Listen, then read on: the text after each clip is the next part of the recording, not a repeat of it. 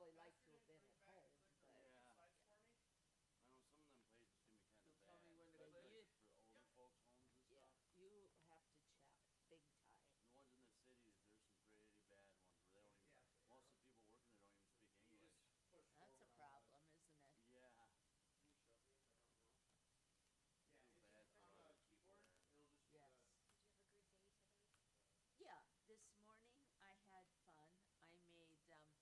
I made, remember Pastor one. So today I made taco salad and took it. So that was fun this morning. This afternoon I had to renew my basic life support for working at labs in the ultrasound. They need a RN and I have to have that. So that's what my afternoon was. Can't say that was fun, but it's I not. didn't get mine written down beforehand today. I was meeting with someone, so I will be writing down some as we go. Good evening. This is, Where is everyone? I think, Serena went to go deal with Colton, and then why am I forgetting her name? Sue. Sue. She went to the bathroom. So Where's Jim and Jane and the people that are usually here? I'm not sure, but oh, not Not yet. till September. So, but this is the last one for the summer, so there might be some people more frequently Yeah. after the summer. So we'll see. But you know what? It is awesome for the people who are here. So excited to have that here. Yeah. Stephanie will come.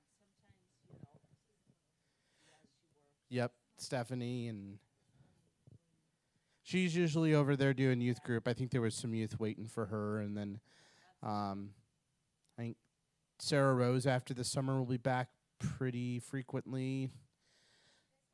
I'm happy here. Who else is pretty? I know that Adam and Emily Lund. That she was sick apparently. So, and they had a couple weeks in a row where they were on vacation on that Wednesday. So they'll probably be back more frequently. Who? Pastor Nathan. I saw his vehicle out there earlier. He might be doing counseling. He might be doing something else. It's been there since Sunday. Oh, it has. That brown one? Yeah. Okay. So, but we shall see. We're just gonna jump in today. Next week is the last Sunday of the month. So we're almost at a point where we could do a trivia night. I want to make sure that we finish up Deuteronomy, and we'll actually probably have enough time to finish. There's not a ton of chapters in Judges or Joshua, so we'll probably at least be halfway through Joshua. Joshua is good. I've actually been really enjoying Deuteronomy. I'm not gonna bad talk Deuteronomy here. So not this month, but next month we'll do a trivia night. I will try to do some stuff that's not just questions too. Maybe have some sort of physical activity part of it that not everyone has to do, but that way we can get the teens involved in that aspect and some of the other guys, and just I've got some ideas, so it'll be a trivia-ish night. There will be trivia involved, but there will be other stuff as well. And then, but next week we're gonna have a movie night. We're gonna watch Flywheel, one of the first movie by the Kendrick brothers. They're the ones who did Courageous and Fireproof and War Room. Next Wednesday. Yep. So it's an awesome movie. They did not do it to get money out of it. They did it because they wanted to make an outreach movie for their church, and it got shared in a bunch of places, and it blew up to the point where they did one more movie for their church, and then they were picked up by an actual production studio. So, but it's honestly, it will be obvious it's not the highest budget, but it is one of the most hilarious. I still, every time I watch that movie, I end up laughing. Yeah, it's really good. Okay, what time does that start at? 5:30 potluck will start at 5:30 and the movie will start at 6. Yep. So, but we'll have some fun with that. And, yeah. All right, let's jump in to Deuteronomy today. It will be a grand old time. Let's see. Oh, did I not start the stream? Let me double check this. It's not saying I started it.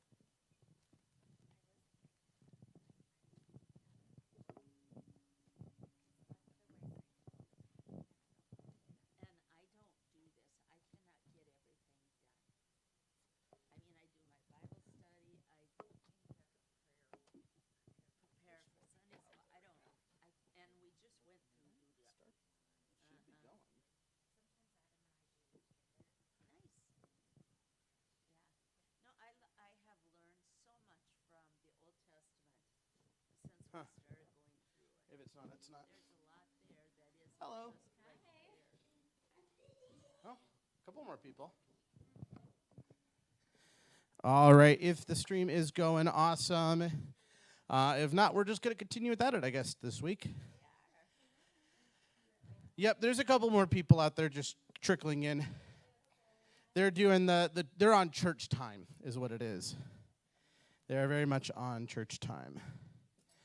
And that is all good. Oh, it looks like we are live. I just needed to update it. So we are good. All right, today we're going to talk about Deuteronomy chapters 15 through 21. I am calling this To Be a Nation. So if you haven't been here for a couple of weeks, or if you have, this is just a reminder right here of what Deuteronomy's been about. Deuteronomy is Moses' final message to the Israelites. He is looking at it and saying, look, I'm going to die, which actually is going to happen in 2 sessions from now. I'm going to die, and I want you to continue on in what God has already set before you. And he has gone through everything. He's reminded them of their history, of who they are. He has reset a lot of the foundations. And tonight we're going to be talking about a lot of this session and the next one. We'll be talking a lot about kind of some random laws that he brings up of, hey, do this, don't do that, and about what they should strive for as a nation. So we're going to be able to see a bit of what God wants out of a good, holy nation tonight. And so there might be a couple times that I just stop and I go, hey, do we see this in our nation? How could we see this better in our nation? So go ahead to the first slide, chapter 15. The sabbatical year. Every 7th year is the Lord's release. Cancel every debt owed by your brother. There should be no poor among you. Open your hand wide to the needy. Lend freely without grudging heart. Release your Hebrew servant in the 7th year, and never send him away empty-handed. Remember, you were a slave in Egypt, and the Lord your God redeemed you. Set apart the firstborn males of your herds and flocks as holy to the Lord. So I had a couple things here that I'll put up. I put that God, he exemplifies the love and generosity he desires. So he says, I want this love and generosity from you to other people, but he was the one who provided it for us and cared about us enough in the first place to give it to us. He exemplifies love and generosity. And second, I said he creates a space with no poverty. If you look at the future of what everything's going to look like, it's supposed to look like a Sabbath year where everyone has their hand open. Creates a space with no poverty.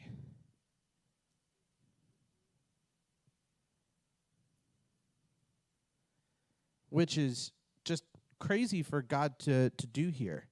So we'll take a couple minutes to go over God and man here, and then I just want to talk about what this would look like, what this kind of, how we can apply this Sabbath year to ourselves.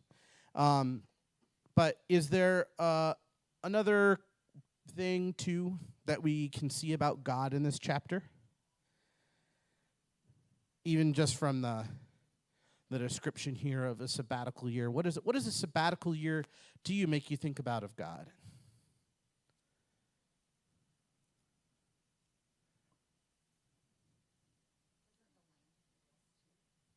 Ooh, there is. Yeah, it's not just the people, but yeah. So I'll put rest on man here, but God makes the land and man rest. Isn't it fascinating that the people would do what this says? That they would? Yes, they would have a sabbatical. Say you have money and you've given credit to everybody. And in the seventh year, your money's gone. You gave it away. How did God make the people willing to do this? So God commanded them to do this. We never see that they actually do a Sabbath here. And actually in Daniel, at the beginning of Daniel, when it's talking about them being sent into exile, he brings up the fact that because they haven't been doing this, that is why they will be out of the land for 70 years? Something like that? Yeah. So it would be great.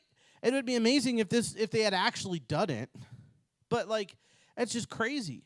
It's also every third. So if you started a farm, your third year when you would get your best crop of that farm, you were supposed to give almost all of it away to the Levites, and the poor people, the disenfranchised. But yeah, that is so crazy. Like God wants us to do that, and it's gonna look like that in heaven, but it just hasn't happened that way yet. So that was a couple interesting things there about God. Man is tested in faith. They're tested, and guess what? Jan, I was gonna say, Jan, do you know what they did? They failed. They're tested in faith. And then I'll put my other one up here. Tested in faith. They are called to be open-handed and what was the other one I wrote? It was open-handed and soft-hearted. But people like their stuff too much. They don't like to let it go. We are not this way with all of our stuff here. We do. We like to be secure. I'm going to put that in man here. Wants to be secure. But the crazy thing is, okay, so man wants security. And so man does things that they think is going to give them security. What's something you do that's going to bring you security, that you think will bring you security? You save money.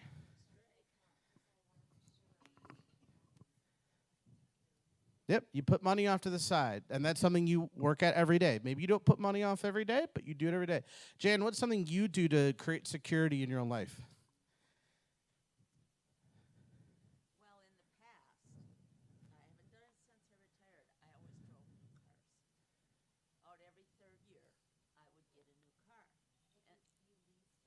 And no, I bought them. But I did it because I didn't want to be stranded somewhere. Yeah? I didn't have anybody to come get me or rescue me. So that gave me security on the road. That is a very interesting way to go back. That was not an answer I was expecting. That is a great answer, though. But if you're listening, Jan said that she would buy a car every 3 years because she wanted to be secure on the road. And to her, that helped with that. She liked the fact that everything was up to date and she knew everything was on the up and up. I mean, you got a new car, you got new wheels. You don't got to pay for new tires. I know a lot of people who I'm friend around with them, like, you're slipping around a lot. Yeah, I've been putting off getting tires for like 2 years. But anybody else, something that you do that brings you security? I know something every adult should be doing. Not every adult does. I work. That's what brings me my security of food. I expect the security of food and housing because I work and I get the money from working. Yeah.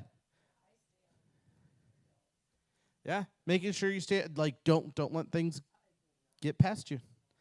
Yeah. Why do you do those things, though? Are they not commanded for us to do? Not maybe it doesn't say that exact word, but if you Yeah. So, but here's what I was going to get at, though.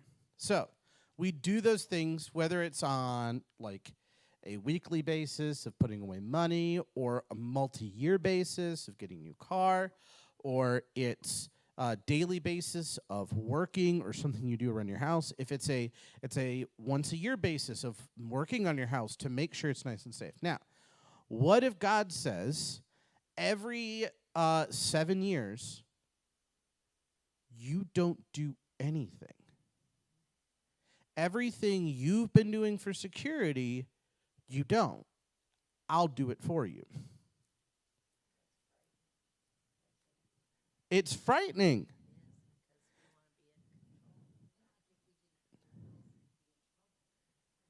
Yeah.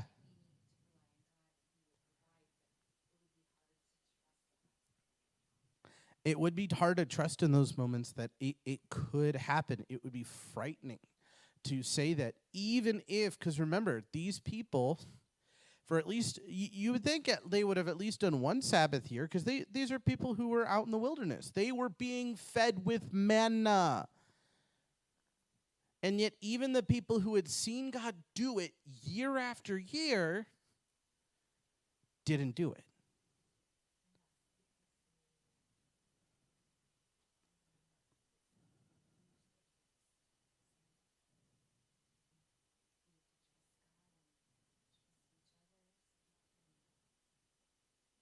I agree. We need to trust, but man, even trusting each other is at least better than trusting in yourself. But still, how many times has someone failed you?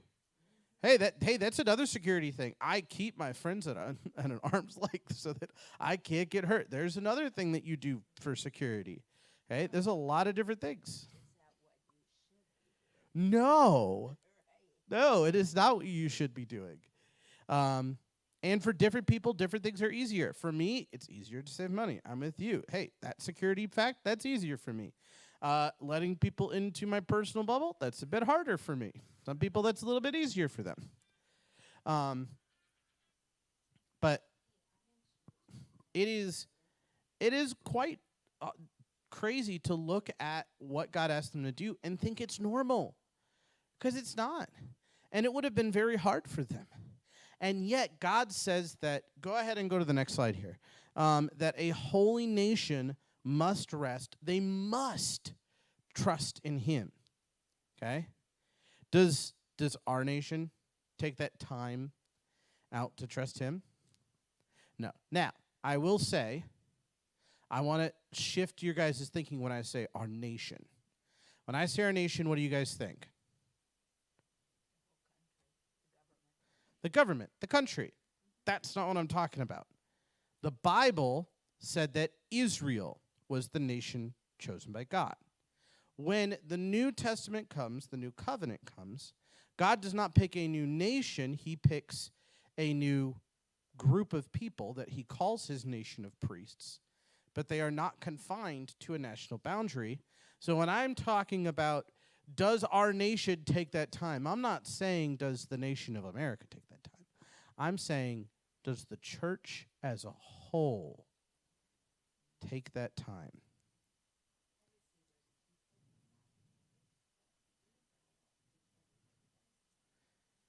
There are some, but I think it's very few, even to the point of like a Sabbath year.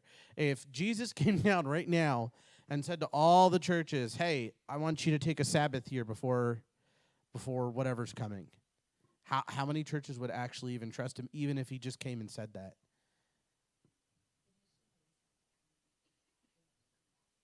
Yeah. And some of the missionaries, they are, and it's not, and actually it's much easier now. If you look at the stories of the missionaries from like the 1900s, it is crazy what they have to go through to that their faith is so strong to just trust that God is going to give them what they need when they need it. They just go. They don't have the amount of time to build up everything. The people need them. They got to go. They get enough money to get a one-way ticket there with no idea of how or when they're going to come back. Yeah, which is just, It's crazy, but it's what God wants us to do. He says a holy nation is one that is going to participate in the Sabbath year. A holy nation is one that's going to trust me and rest in me.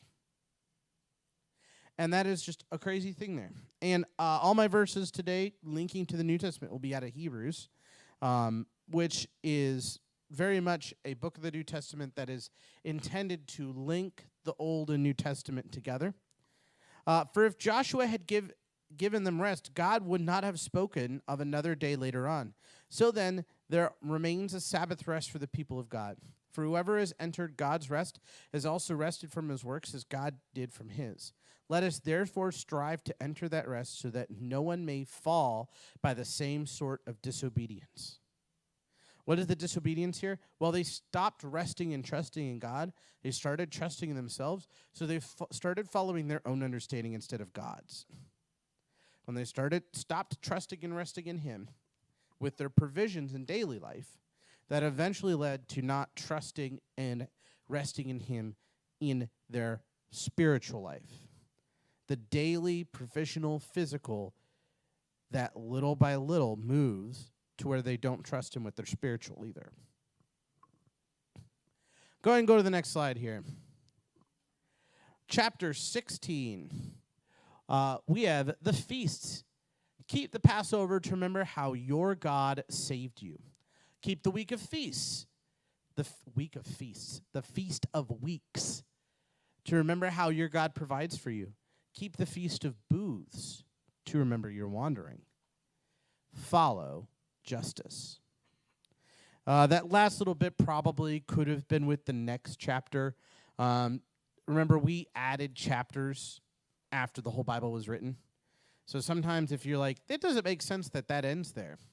It wasn't intended to. So, right here, I have a couple of things about God and man, and then we'll get talking here. Feasts. God is the first feast is the Passover, which is remembering the day that God liberated all of Israel from Egypt. So he is the God who liberates. The God who liberates. And then the other one I have that he is worthy of praise.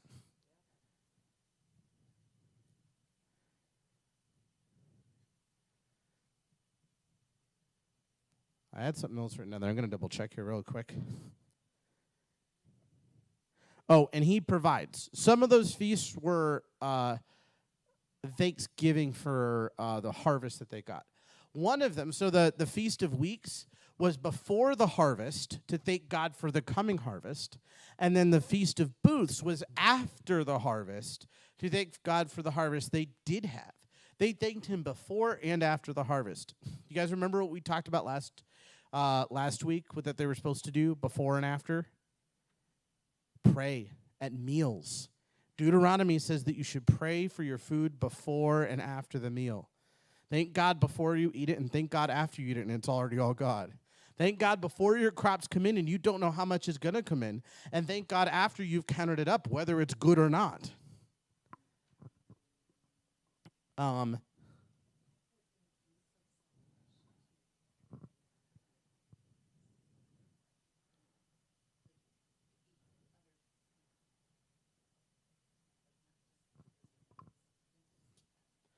Yes, but I do want to read, and this actually goes to next week, but I do want to read a little bit here so that it is clear.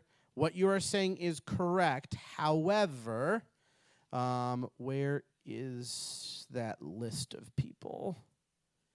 I know one of them, it's people with...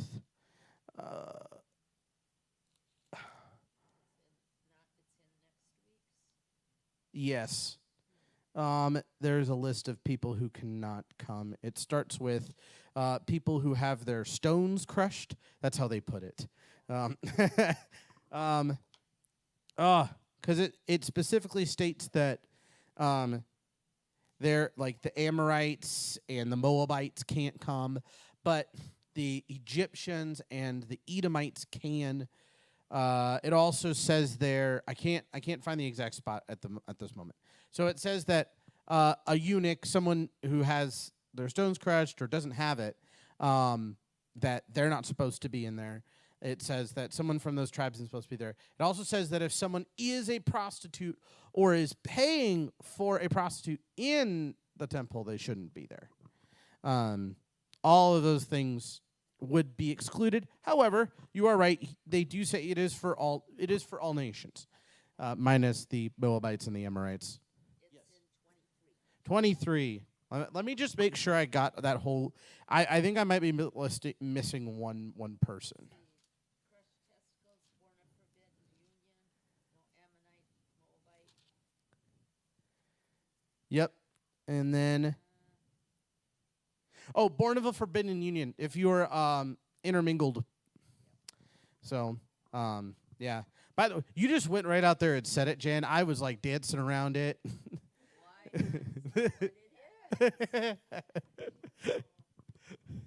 Why? I just thought it was funny. Our two ways to go about that. But no, he is inclusive. And what was one of the points about what the nation of Israel is supposed to do? They were supposed to be a light to the other nations so that the other nations would turn and worship God. Key point there, they can turn, they can worship God. They weren't the chosen people of God. Now they can be in that because of the New Testament. But they still were called to worship God.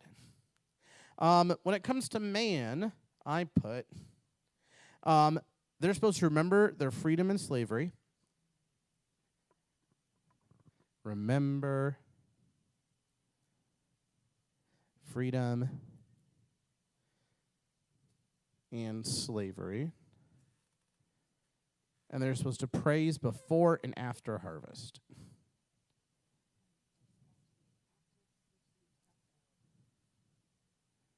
They're supposed to be actively pursuing. I like that. There. Go ahead and go to the next slide. So, members of a holy nation participate in remembrances. So, for them, their remembrances was the feasts. What are our remembrances? As a New Testament church, what are our remembrances? The crucifixion. How to remember the crucifixion? How do we Yeah. celebrate Easter? Easter. Yep. How do we celebrate the crucifixion regularly? Communion. There's one other that is constantly brought up by Paul and a couple of the other New Testament writers as our other remembrance. Yep. What did Jesus... baptism, there you go. So baptism and communion. For us, communion takes the place of the Feast of Weeks and the Feast of Booths. It takes the place of the Passover, which is the day it actually falls on, where we're supposed to be remembering our sinful nature, where we came from and where we ended up getting to. God has brought us from our place in a sinful nature, and we need to be active in that remembrance. Look, a church that's not doing communion is doing something wrong. If you have a whole nation of a church that's not doing communion, and it also is just those, not adding things to it. If you're adding things to it, then you're not following what Scripture says. And there's a lot of different ways that happens, and especially in different denominations. But God wants nations that are chasing after Him in remembering what He has given them. And for the church, that is mostly done through communion and baptism regularly.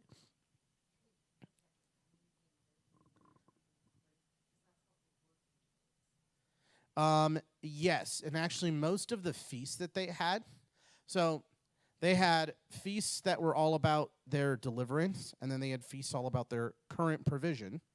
And then their last couple of feasts they had in the year, the Feast of Trumpets, I think there's one other I'm forgetting there. It's trumpets and something else that both go with the future.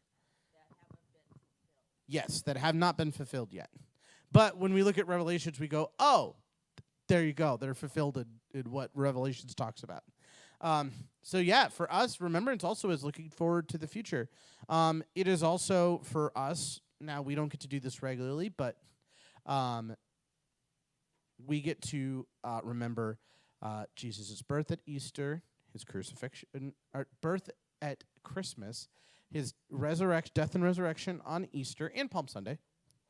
And then also, for us as a church, we also have the privilege to celebrate Pentecost, which is on the same day as the Feast of Weeks.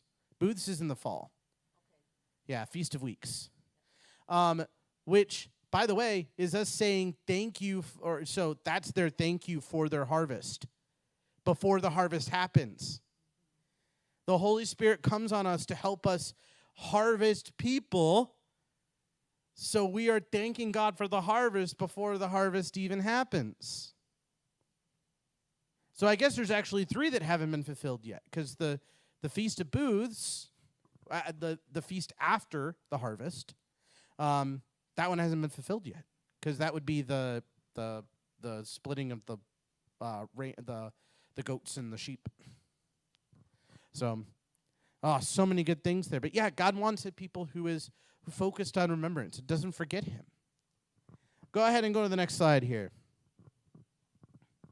All right.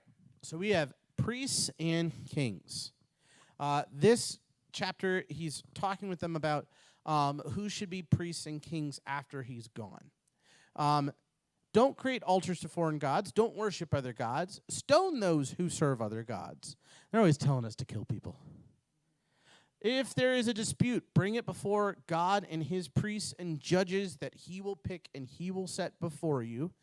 And the last part of this chapter is all about picking a king.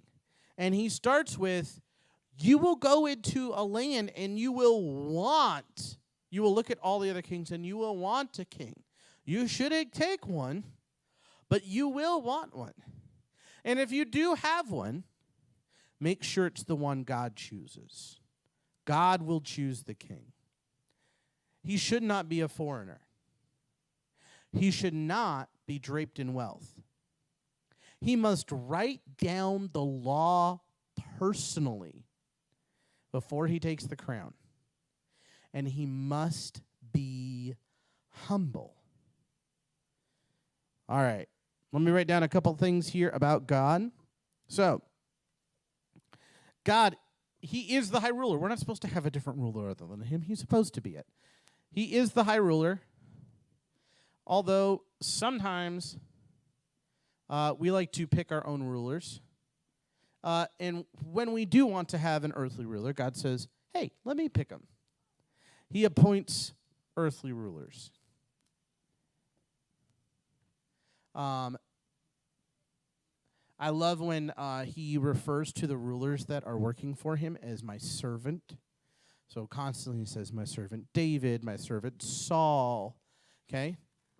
When you get into the prophets, he starts saying, my servant Nebuchadnezzar and my servant Darius, because he has appointed them and picked them to take the Israelites out of the land. It's not just your idea of what a good leader is. He set up rules here for when they appointed a king. Yeah. To do it, not that he should only choose it, but here are the requirements. Yep. It kind of cracks me up that he isn't supposed to have many wives, because look at it. Yes, actually, if you look at all of these, it's Solomon breaks all of these. Well, Yep. David had too many also. Yeah. There are a couple of these that David didn't have an issue with, but Solomon did, and it just set up to not be great. All right, and then man, they are attracted to the gods they see and appealing, and the ceremonies that appeal to. That is what he actually says here in this chapter is, do not worship foreign gods. Even though you see them and everything will be appealing, do not worship them. And then for the other aspect, we're supposed to rely on God's wisdom. We're not very wise in ourselves. Rely on God's wisdom.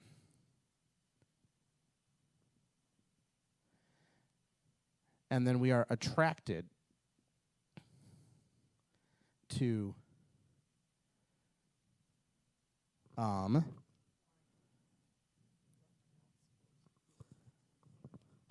gods we see and ceremonies that appeal to us.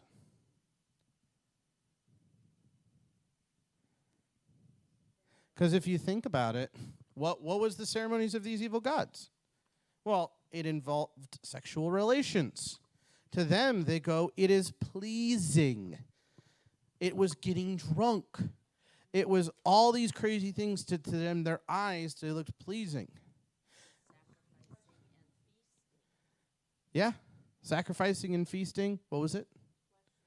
It is very fleshly.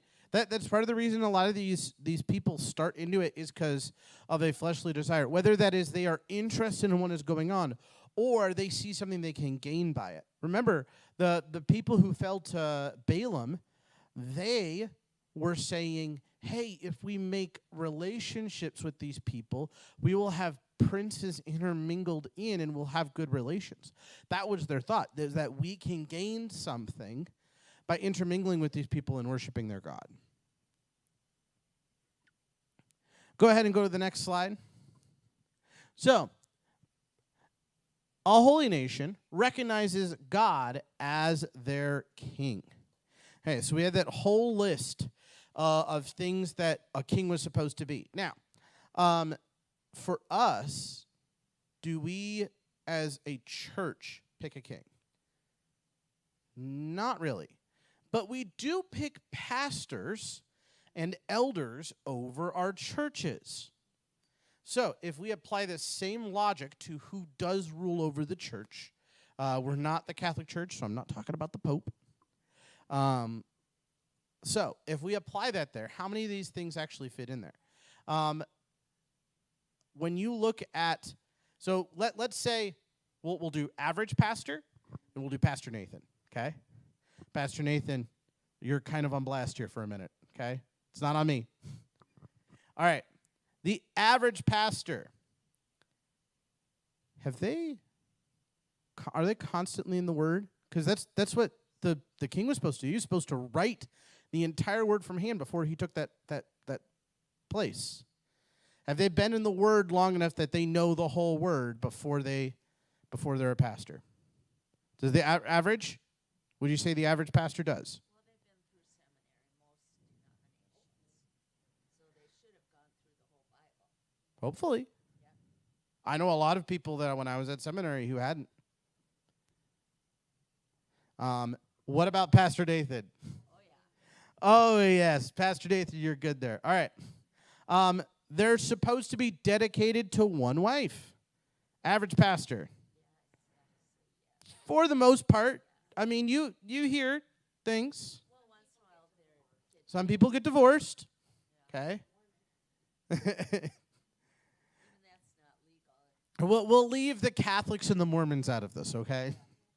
And the Jehovah's Witness. But for the most part, but you could probably say I know of at least a couple that doesn't apply to. They're human and they have had sin. Yep. So they may have affairs. We don't want that to True. happen, but they're human. They are. And their congregations have suffered for it, just like the nation suffered when Saul went crazy and under these different kings that were bad, like Ahab. Okay, humble. They're all supposed to be humble. Oh, sorry, Pastor Nathan, is he loyal to one woman? Yes. All right, humble. So they're all supposed to be humble. It's about a 50-50? I think it depends on the definition. Yeah? But you could definitely point to certain pastors and say, that's not a humble person. Okay? Pastor Nathan. That was the least enthusiastic yes I've had so far for Pastor Nathan. So Pastor A said, if you're listening, they might be trying to be extra nice. No, you're a very humble man. All right. Are they? What was another one of the things? Oh, are they draped in wealth? They're not supposed to be wealthy. Are they? Are pastors in general now? Depends on the denomination again. It does. It also depends on the church, because you have some pastors that are heavily dressed in wealth. Your telepastors and those kinds of people. Yeah. Yes.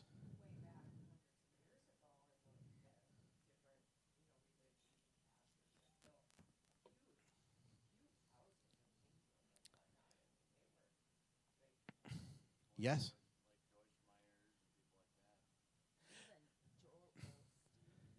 Yep. Yep. I would say he's still dealt with it fairly well, but even someone like Billy Graham, He was a humble man. he was. But if you look at his estate, it's not the smallest. No. But when he bought it years and years and years ago, it was cheap. It was. And he had done lots of work and saved, and he was very diligent with his money. I was just bringing that up as someone who is like, they're not necessarily what you would think of when you think of someone who is like trying to purposely drape themselves in wealth. Yep, prosperity preachers. That's what I was talking about with telepreachers, televangelists. What is Tammy Faye's husband? Michael who? Maybe, I don't know. I don't recognize the name. Jim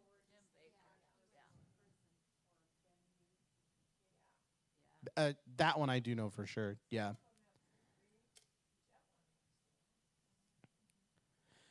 So, we don't have to worry about the foreigner because we're not a nation of. It's just like, hey, don't let the guy who is currently an imam be your pastor as well, because that won't lead to good things. That's what they're talking about with because if you think about it, we're applying Old Testament. Okay, they have a physical, actual nation. There are people that are foreigners to them that should not be leading them. Okay, when you think about it in a church sense, it's like, okay, until this person has fully come to Jesus and we could see that, we probably shouldn't let them be the one as the pastor. Such as like, hey, it's great to reach out to Islamic people, but until we could see that points and they've gone through a path that has shown their faith, we probably shouldn't have the person who is a very, very recent convert, especially if they were a leader in the other sense. There were rules. Yeah. Which book of the Bible? Rules Oh, of for elders and that is it is not listed for pastors. It is listed for elders and deacons. Pastors are held to an even. It's no. Everything for elders, deacons, and pastors would be in the Timothy's and Titus. They call it the pastoral epistles, the pastoral letters, because it was Paul writing to two pastors, helping them raise up their churches. So it's tough to look at those and see for pastors, because a lot of times you might have someone who's young. You also got to remember that this is back in a day when people would get married very young. So like I know quite a few people who feel pressure as a pastor to, because like a deacon or a elder are usually older. They usually have a family kind of settled in.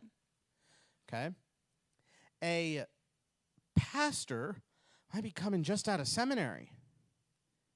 I could tell you there are so many people that I know who felt immense pressure to find someone while they're at seminary because they wanted to fulfill those things, whether they should have had that all set to go or not. I've been out of seminary for 10 years now, close to that. If not 10, it's pretty close to that. And God has used me in a lot of ways, just like He used Paul, who is not married. In some ways, He can use me more than others because I have more time to give because I'm single. But there's a lot of young pastors who struggle with that. If you ever know a young single pastor, just encourage them in that, because that is something that, like, I could tell you probably about 80% of the young pastors I've met that are single, that is something they deal with, is just thoughts on that. And by young, I would say like under 30. I just outside of that, but that's true. Just be there as a support, because they need family people around them. Gail, I'm always happy for your support. It's good to have a neighbor like you. That's what I was just about to get. But so be a neighbor, be a friend. Don't necessarily be a matchmaker. They don't necessarily need that. Now, if you have made a decent enough connection with that person, it can be a good thing. I had someone do that for me, and it almost ended up really, really good. And things go the way things go. But that is probably one of the few people I would have trusted to do that. And it was because they'd spent that time to build that connection in there. If Gail told me of someone, I'd probably believe her, because she has my best interests at heart. All right. Let's go on to the next chapter. We talked a bit here about God picking leaders. Yes. Is he draped in wealth? No. And actually, that is the one I will say on the opposite side. Okay. Little tangent, okay? Personal, pastoral opinions, okay? Do not hang me for this. Do not stone me. I don't bring stones to church for exactly that reason. I did bring tomatoes one time, and a dude asked me if he could throw it at me at the end of the service. That probably wasn't the right thing to bring as a sermon illustration. So, pastors, please make sure they're well cared for. They are highly undercared for, especially the ones that are young and have families. Okay, we shouldn't have to have pastors who are bivocational in small towns. They should be able to make the average wage of the people in the towns and not under it, which, if you look across the U.S., is not the case. The average pastor in a small town, and I'm talking small town, 20,000 or less, okay? Not a big city, a small town, is making under, which means that most pastors, if they want to just do that, they go to a big city. Or they have to look at it as a way to have something on the side. And to look at it and say, and if you look at it, we'll see, not this week, but the next week, Moses warns them. He says, make sure to take care of your priests, lest they have to go out and care for themselves. When you get to Nehemiah, that's one of his biggest issues. He goes, there are no priests in the temple. Why? Because they all had to go out into the farms so that they had enough to eat. Why are you not taking care of the priests? And that same thing can happen of when you're not taking care of them and they have to go off and do other things. Why should you expect to be completely filled in the same way when they have to spend their time equally between those two things?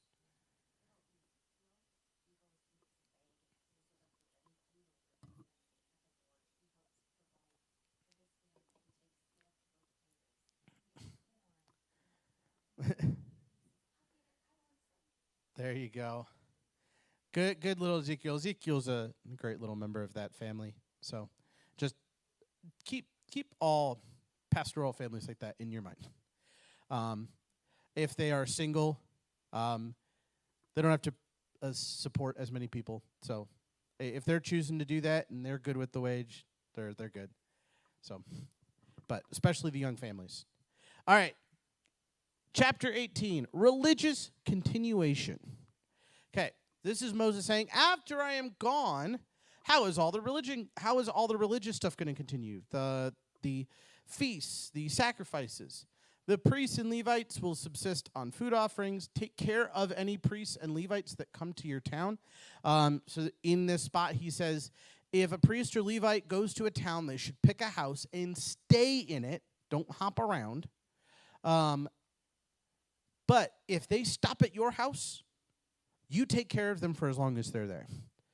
You don't complain, you don't say anything. As long as they are there, you take care of them. Why did he say that for the Levites on the other side of not to jump around? Well, you don't want to have the Levite go to the town, stay in one person's house for a day, and then realize somebody else makes the best cheesecake in town, and decide, you know what, I'm going to go stay at the family that's got the best cheesecake so I can get some cheesecake every day. So that's why they said it. That's why Jesus tells his disciples that, of like, whenever you go to a town, pick someone and stay at their house. Don't practice abominable things. And he lists 3 things that are abominable, which he's actually saying this in such a way as like, don't mix this with your faith in me. So in the previous chapter, he said, don't go out and worship other gods. Now he's saying, don't mix these things with your worship. Human sacrifice. Divination. Divination is talking to spirits about the future. Diviners do that. And necromancy. Necromancy is talking to the dead, the zombies. So don't ask people to go talk to the dead for you. They're not going to have good answers for you anyway. Don't ask people to go talk to spirits for you. They're not going to have good answers anyway. They're all evil. And then he says at the very end, I will raise up prophets. You will know they are from me because what they say will come to pass. And this is referenced a bunch of time by all the prophets of, hey, you know that I am correct because what I have said has come to pass. And that is the only way you will know of whether it is a good one or not. All right, so for this chapter 18, and I really just wanted to talk about these topics. That's why I'm kind of going a little bit faster with the board today, because I really want to talk about these topics. Our next session, I think, will be very similar because we're going to have a massive list of rules, and I really want to talk about those rules because some of them are amazing and some of them are really funny. There's one about a woman stopping a fight that's extra hilarious, if you know what I'm talking about. There's something that the woman's not supposed to do when she's stopping the fight. Otherwise, you got to cut her hand off. Yep. God provides for man so they could provide for the priests. Provides for man so they can provide for priests.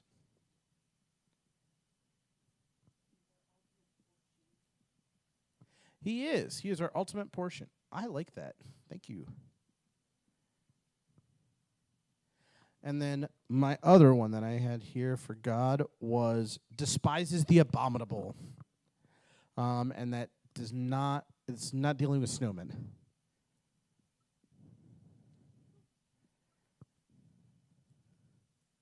Abominable. I like the abominable snowman, at least in Monsters, Inc. He was good in Monsters, Inc. Man, they work as priests to serve people, and we're supposed to avoid the abominable.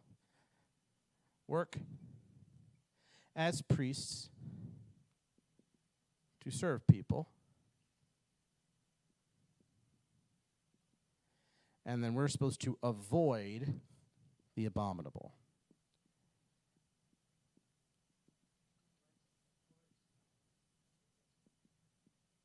To support religious leaders.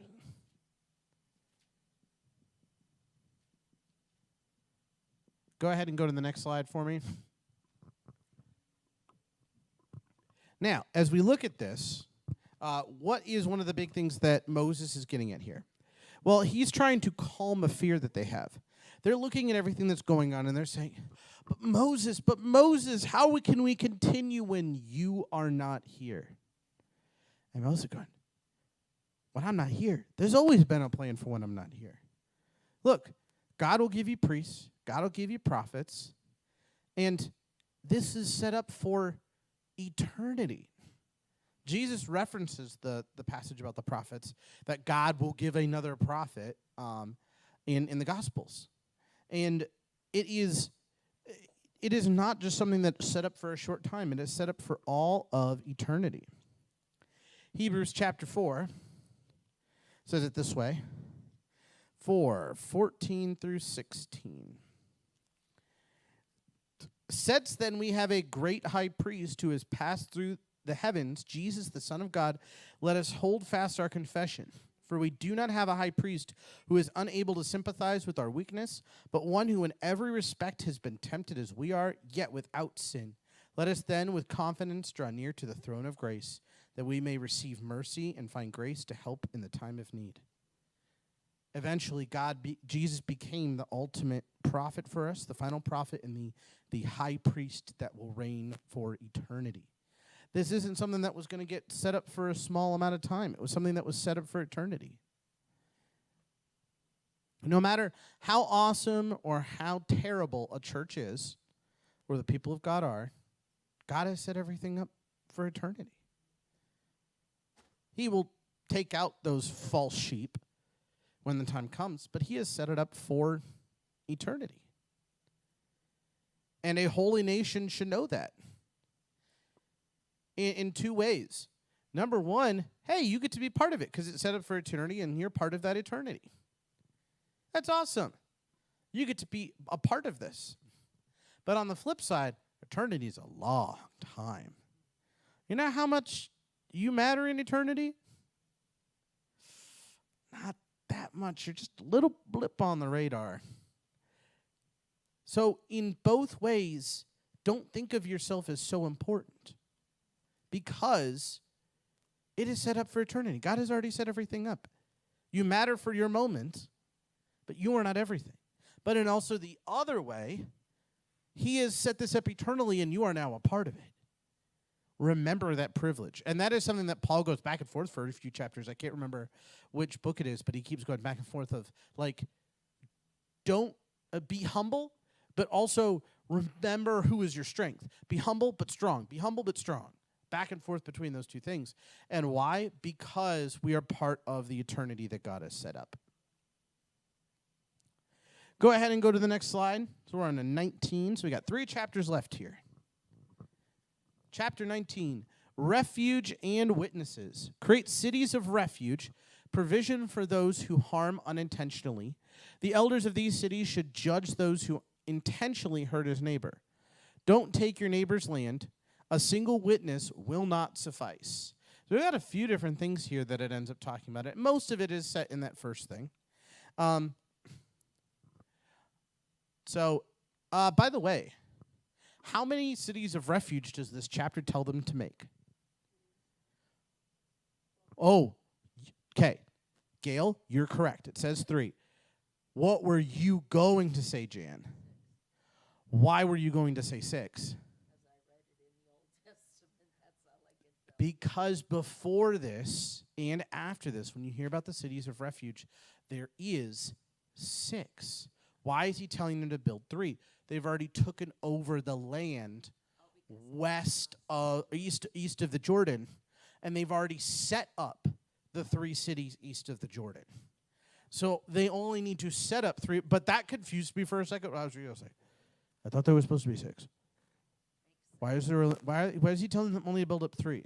So they've already built the 3 east of the Jordan. He's telling them, remember to build the other 3 west of the Jordan. Now, what are they supposed to do there? Well, these are supposed to be some of your bigger cities, and when you look at these cities later on, they're some of the most important cities, especially the ones inside the Promised Land, like Shechem and Hebron. Very important cities.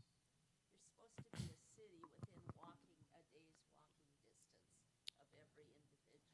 They were set up in this like weird circle so that they were within a day's walking so that anyone anywhere in Israel could get to one of these cities in a day. So that if you unintentionally killed a man, so in the book I use here, they use the example of you're out chopping wood with Frank. Chop, chop, chop. And all of a sudden, your axe head comes loose, goes into his arm, he bleeds out. Ah! Well, did you mean to kill him? No. But who in Israel exacts justice in areas? The families. Is the family going to pause long enough to realize that you didn't mean to kill this person? Maybe. Maybe not. They're supposed to take you to one of these cities. That's what they're supposed to do. If you look at the Old Testament, if someone has killed someone, you're supposed to take them to one of these cities of refuge, and you're supposed to let them figure out what happened. But that wouldn't always happen. Someone would be upset. So you could go to one of these places. It's basically like running to the court system. It's like running to the police to be like, hey, I killed this person. I don't want them coming after me. I'm sorry I did this. It's that calling 911 and letting the cops take you in so that the family can't come and get you. Yeah. I'm probably somewhere in the world. Yeah. But that is what's supposed to happen here. However, because that is the case, what could also happen? It could be that I'm chopping wood here. Oh, I hate Frank. What if I just loosen my axe head a little bit here and all right, line it up. Ah, I got him. Well, now I'm going to go to the city and I'm going to tell him, hey, my axe head flew off and I unintentionally killed my neighbor. Ooh, but he didn't unintentionally kill his neighbor. He meant to do it. So what was supposed to happen there? God would reveal who was in the right, and these people, these elders, were supposed to investigate and hold a court. And if he was found to be to have intentionally killed, they were supposed to go and kill him. They were supposed to stone him right there. So there was protection against that. After that, we see them talking about two things. Don't take your neighbor's land. It specifically says, don't move the stones. Yeah. So in those days, they would set up these massive stones to show where the edge of their boundary was. But this is the same as a stone is a lot easier to move than a fence. Okay? How would you feel if you went out to your field and all of a sudden it was 4 feet shorter? And then a couple of weeks later, it was another 4 feet shorter. So someone kept moving your fence 4 feet in. You'd feel like they're robbing you. And you probably go to the police and get this all figured out and go to be like, hey, here's the surveyors. Here's where our land's supposed to be. Our fence got moved. Yeah. But it's a lot easier to move some stones than it is to a fence, especially since we have vehicles that can get out to this area. We can get out to these areas much easier. They didn't have that. They'd have to walk around the perimeter, and you might only have a few people in the main part of the family who know what the entire edge of everywhere is supposed to be. You might have servants that are normally out there in the fields. They don't necessarily know what every edge of the land is supposed to look like. But he says, don't do that, because by doing that, you're robbing from your neighbor.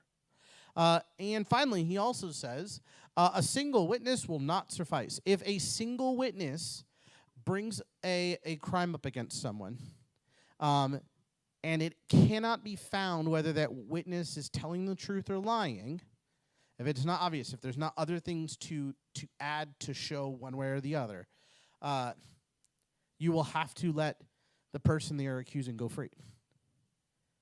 Because it's too easy for one person to lie. If 2 or 3 come and they give accounts, you should listen to it more.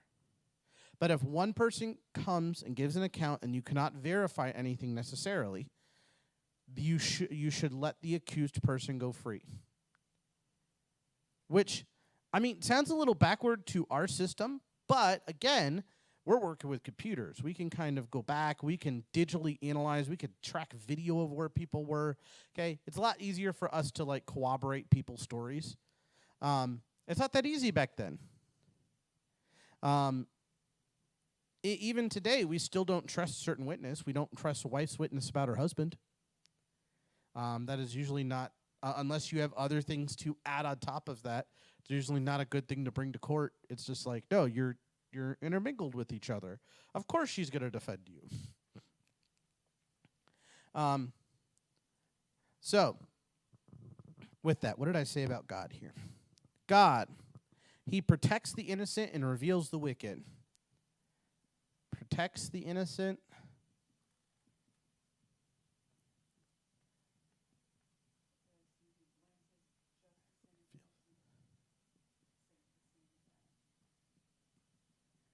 He blends justice and mercy.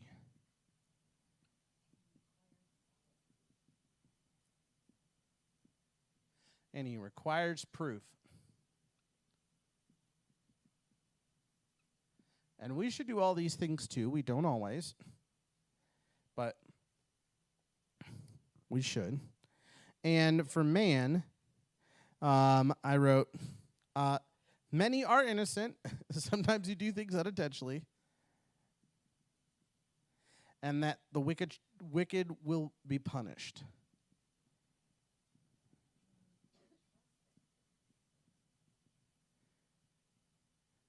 You do need trusted witnesses, but this one says that even if they're trusted, still a single witness is not enough. Yeah.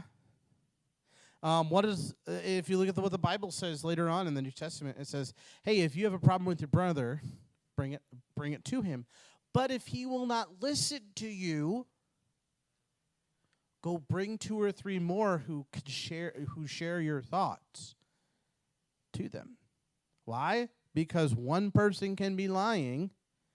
If it's 2 or 3, it's less likely. Now, can 2 or 3 people still work together to be lying?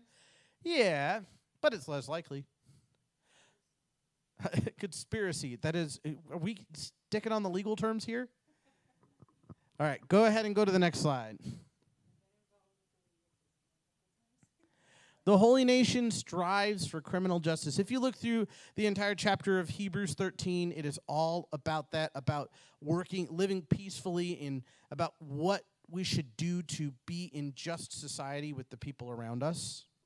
But a holy nation strives for criminal justice.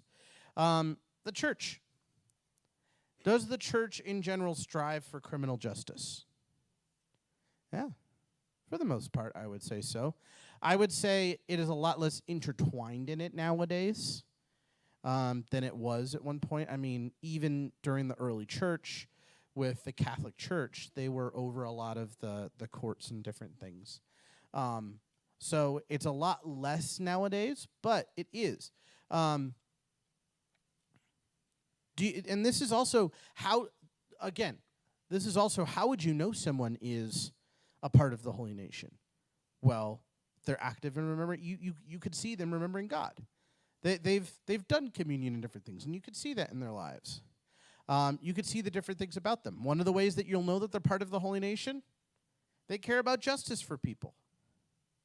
The same way that their God is the God of justice, they care about it, and they strive for it. And you know what? For some of us, it's easier, especially on certain topics, than other people. There are going to be some people who are more champions against abortion than others, against human trafficking than others, against drugs than others. And some people will be even to the point where they are lawyers among us, Christian lawyers, who do good things for that. And I'm not just talking about the Christian lawyers who stand up for the Bible against like Supreme Courts. I'm talking about in individual criminal and civil courts.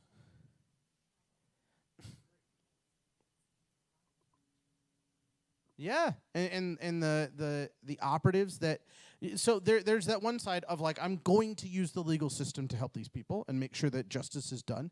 And then there's the other side that says, you know what, we have ways to be agents, cops, FBI, agents with different organizations that deal with human trafficking. There are going to be some people that's laid more on their heart. But if I look at any person in the church's heart, if they are truly a member of the holy nation, I should see in them a desire for justice.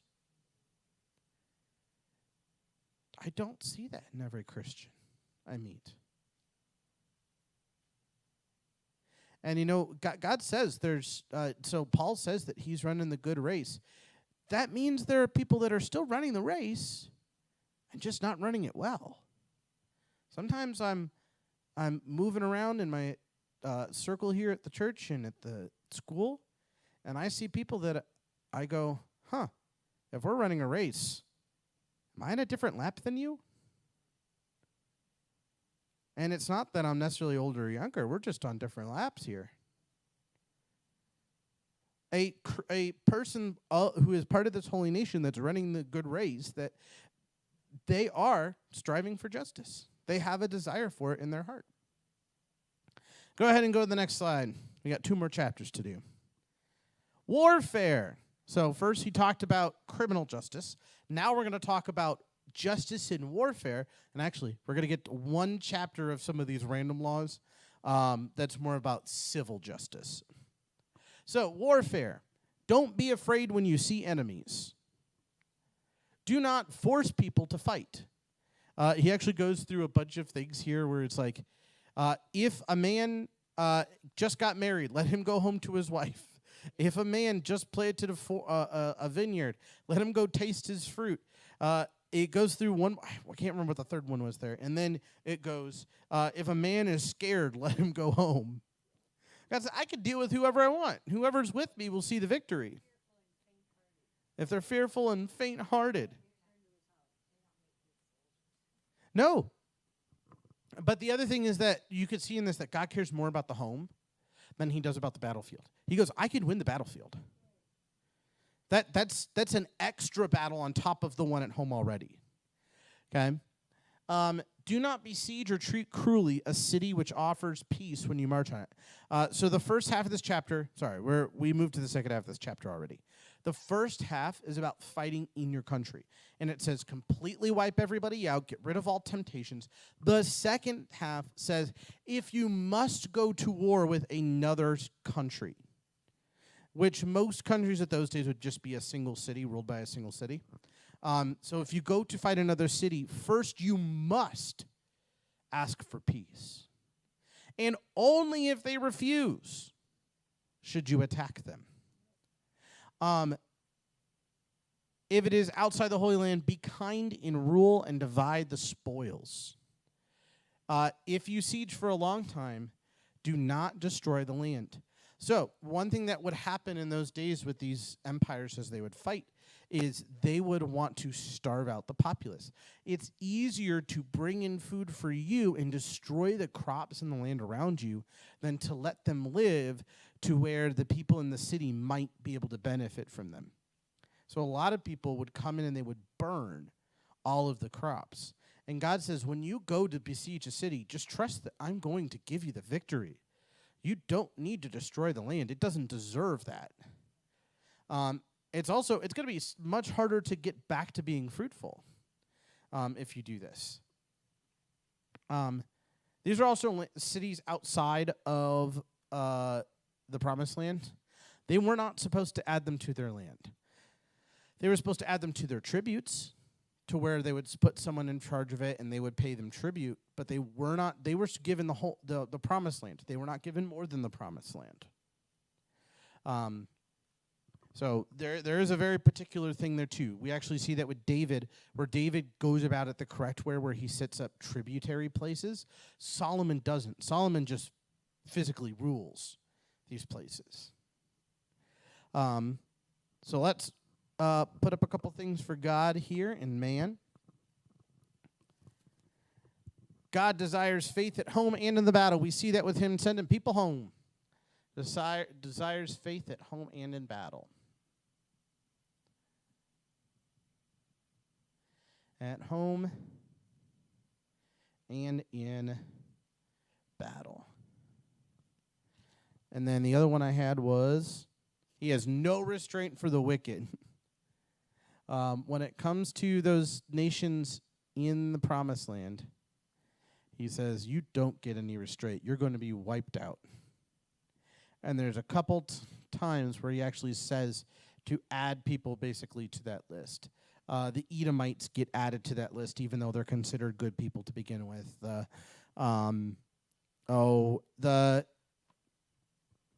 Assyrians get added to that list, where God says, I'm going to totally wipe you out because you took what I gave you and you boasted of yourselves in it.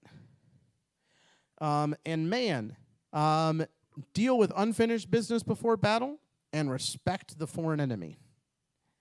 So they deal with unfinished business. Unfinished business before the battle. I'm not going to write that up there. I'll just write that. And what was the other one? It was, respect the enemy. Now, God knows when we are being honest about this and when we're trying to kind of skate by a little bit on this. So, anybody remember the story from the New Testament? There's a guy who comes up to Jesus and he goes, "Hey, I want to follow you, but first," what does he say first he wants to do? "Let me go bury my father." Now, what he's actually saying is, let me go be by my father's side until he dies. We're missing that when we read that. We just think his father already died and he's going to go bury him. That's not what he's saying. He's saying, let me go wait by my father's bedside so that I can make sure I'm there for the splitting of the inheritance, so that I can make sure that I'm there to spend that time with him, because he is more important than you. This is not the start of a new family. This is not the beginning of something that's going to set this guy up for his whole life, like a field. This is, he wants to spend time with his father for personal reasons. And Jesus goes, go to your father. Apparently, I don't mean as much to you as he does. Let the dead bury themselves and follow me if you're going to follow me. Yeah.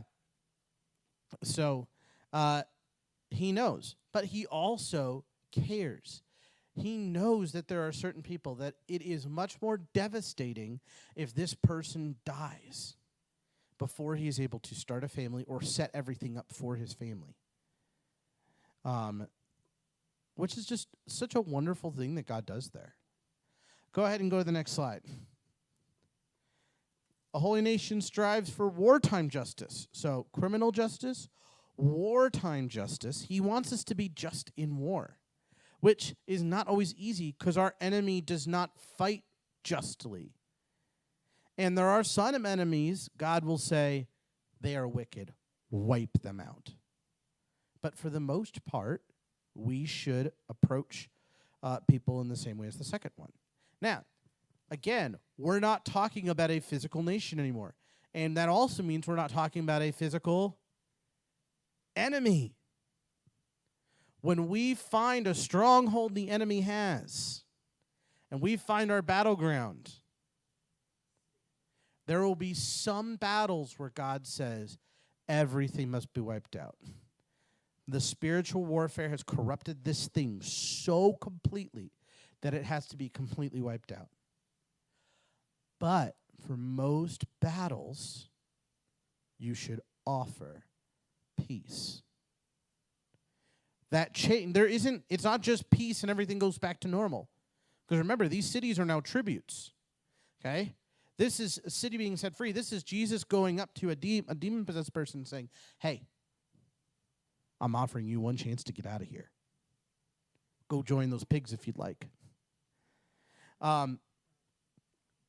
It's what Jesus is doing. In some instances, he commands them to go, and in some in the people, he helps them. But when we look at it that way, we see that he always offers peace to people. But what does he tell people to do? What does he tell his disciples to do if the people don't accept them? If they don't recognize the fight and they don't want help in this spiritual fight, if the disciples go there and they reject them, what should they do? Wipe the dust off their feet. That is basically saying, hey, this is in God's hand, and okay, they let me go. This is going to be utterly destroyed in the great judgment. I tried. Yeah.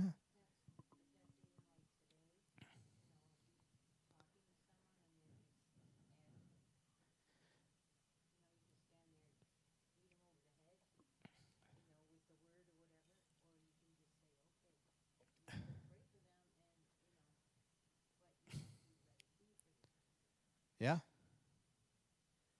Yep.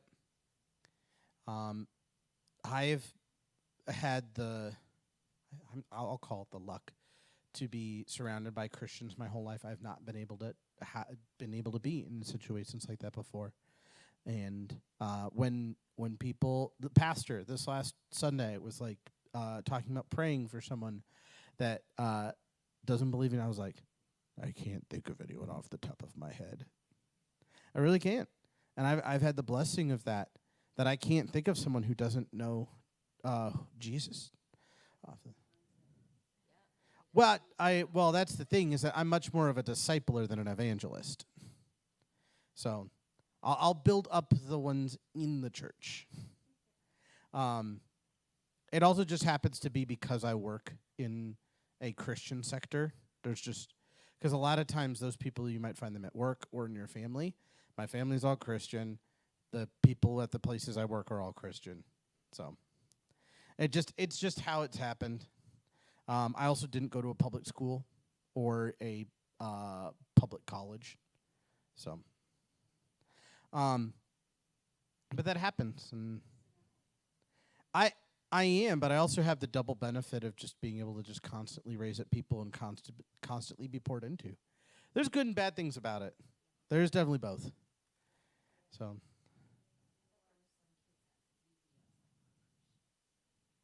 Well, but I didn't know any of that specifically for sure. So I wouldn't have been able to single the specific one out to pray for them.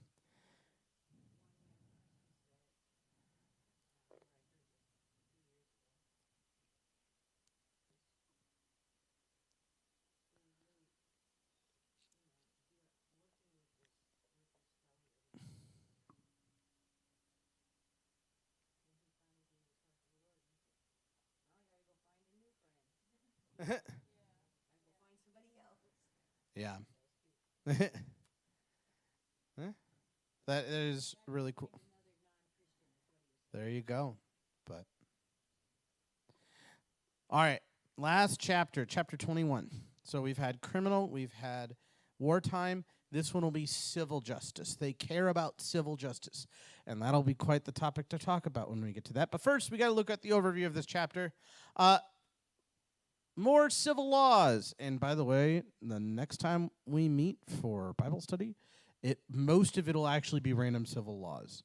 It is going to be such an interesting discussion of a bunch of civil laws. More civil laws. Atoning for an unsolved murders. If you cannot find who the murderer is, there's something you should do after a certain amount of time. There's a specific ritual they'd have to do over the land, which we actually already have seen once in, is it the end of Numbers, when they sacrifice the red heifer? I think it's in Numbers when they sacrifice the heifer. It doesn't have to deal with a unsolved murder, but it's the exact same ritual. But there's a specific ritual they're supposed to do if they cannot find the murderer. Marrying female captives. There's some interesting rules here about what to do with female captives.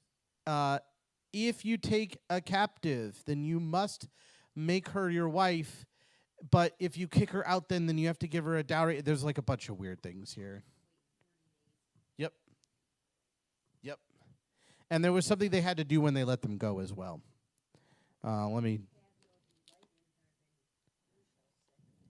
Yep.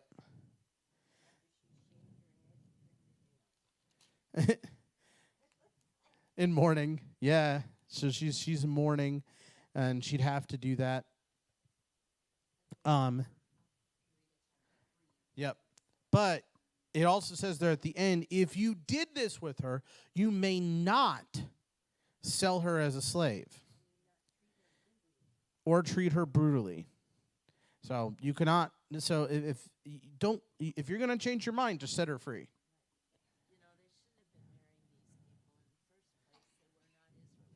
Yep. So then they intermingle, and then they can't go into the temple, and she would be. Yeah.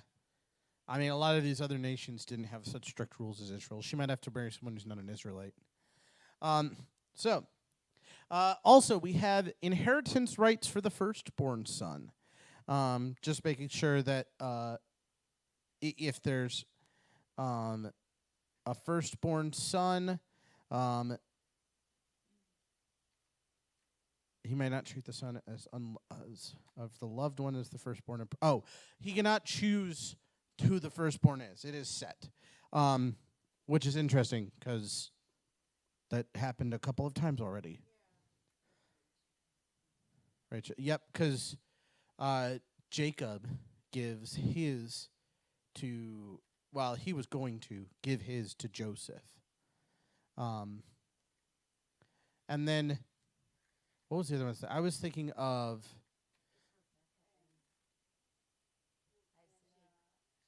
well, yeah, but God picked Jacob. He picked the younger one. That wasn't man. That was God picking the younger one. Yeah. Well, but he wasn't supposed to have Ishmael in the first place. He wasn't the firstborn. You're right. Ishmael was the firstborn, so he should have gotten it. And God gave him a reward because of that. No, I was actually thinking of Ephraim and what is Joseph's other son?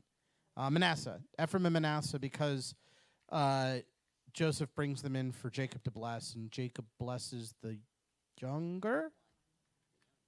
Yeah. Yep, Cain. Well, yeah.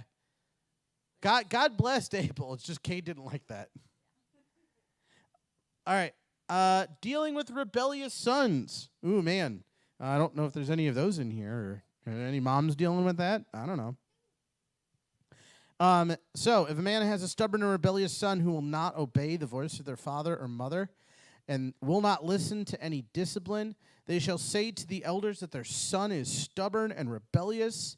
Then all the men of the city will stone him. Oh, that's crazy. But this is not just, hey, they're messing around a little bit. This is like repeated, constant pattern of misbehavior. And finally, it says, don't leave people hanging. Yes, hanging on a noose. It's not talking about not getting back to someone's text. Oh, that's the worst when you've got the unread is fine. It's the ... That's what gets me annoyed.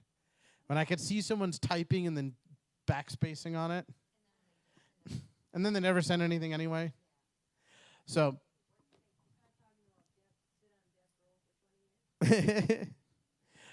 no, don't leave him hanging. But if a man has committed a crime and they hang him, don't leave his body hanging there. That's just going to curse everything. Don't do that. So for these last ones, I wrote down, God cares for victims, and he is the source of justice. I also wrote that men get away with it because the first thing they talked about was unsolved murders. And man defiles relationships and the land. If you look at a couple things there, the firstborn son, the rebellious son, female captors becoming wives, and then also the hanging man defiling the land. What a person does can defile a relationship or the land if they're not careful. So go ahead to the last slide here. So a holy nation strives for civil justice, and this is a big topic in today because a lot of things that people would say is civil justice just isn't. Okay? God created two genders, male, female. Talking about trying to find justice for anything other than that is not civil justice. Okay? It's just not. Because that's what God has created. But he has created all people equal in rights. I will say that. I'll get back to women in a second. Okay? There is a caveat I want to add there. He has made people all equal in rights, and God cares about the rights of each person. He cares about their inheritance. He cares about whether a son is being rebellious or not to his parents. He cares about those civil things, and he wants you to care too. A holy nation, as a member of the holy nation, you strive for civil justice. If you see something along this side in the church, your heart should at least cry out for it, okay? If you see a child who's being repeatedly rude to the point of almost abusive to their parents, like, it should hurt your heart, and you should want to help in some way. Now, I will go back to equal in value, not equal in role. God created man and woman for different roles, okay? All people, any color, any gender, same value, okay? Men and women, different roles. Okay? And that is okay. And you know what the thing is that there are so many things that you guys are better at than I am. Most of you guys here are women. I've got Adam and John back there with me, but most of you guys are women, and there's a different role that God has placed before you. And so because of that, there will be slight different things civilly because we're different in that way. But for the most part, God sees the value in each person, and for the most part, we are tied in that way. But we should strive for civil justice among each other. It is not the same. It's not the same idea that people nowadays would say is civil justice. But I enjoy getting to talk with you guys about what it looks like to be a member of the holy nation. And I just want you guys to remember, you are a member of this holy nation. Yeah. And your impact matters. It's a nation that'll last for eternity, but your impact in the moment now matters eternally. Let's pray. Dear God, I thank you for this time to be able to come together and dive into your word and just talk about what your holy nation looks like. Thank you for Moses and how he wrote this down and wanted to share his heart with everyone. I just pray that you put it on our heart to strive after you in all of these things and chase after you. Help us to, as a church here, be a great example of the whole holy nation that you have set up. In Jesus' name we pray. Amen. If you want to hear about a bunch of funky laws, come next time. Next week we will watch Flywheel, the first Kendrick Brothers movie. It's a really funny movie.